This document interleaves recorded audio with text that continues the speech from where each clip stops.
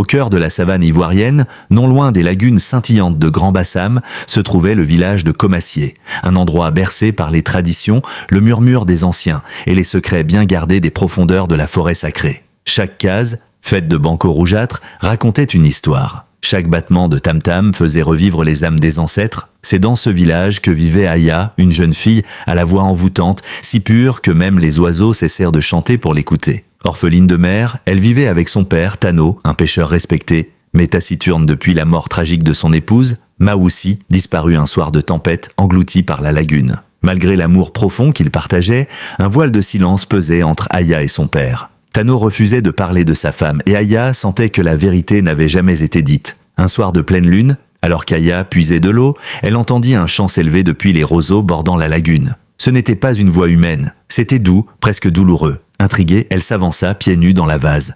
Là, elle vit une silhouette, une femme à la peau d'ébène irisée, dont les cheveux flottaient comme des algues noires. C'était une sirène, mais pas une créature malveillante. Son regard était empli d'une tristesse insondable. « Aya !» murmura la voix aquatique. « Ton cœur cherche la vérité. Viens demain à minuit, seul. » Aya, effrayée mais irrésistiblement attirée, ne parla à personne de cette rencontre. Cette nuit-là, les ancêtres vinrent la visiter en rêve. Ils portèrent des masques d'ébène et dansaient autour du feu sacré. Le sang versé ne dort jamais. La vérité est enfouie là où les hommes refusent de regarder. Le lendemain, Aya retrouva la sirène. Celle-ci se nommait Nyansa, gardienne des âmes perdues dans les eaux sacrées. Elle lui révéla que sa mère n'était pas morte noyée. Maoussi appartenait à une lignée de femmes initiées, dotées du don rare de communiquer avec les esprits de l'eau. Mais ce don effrayait les anciens du village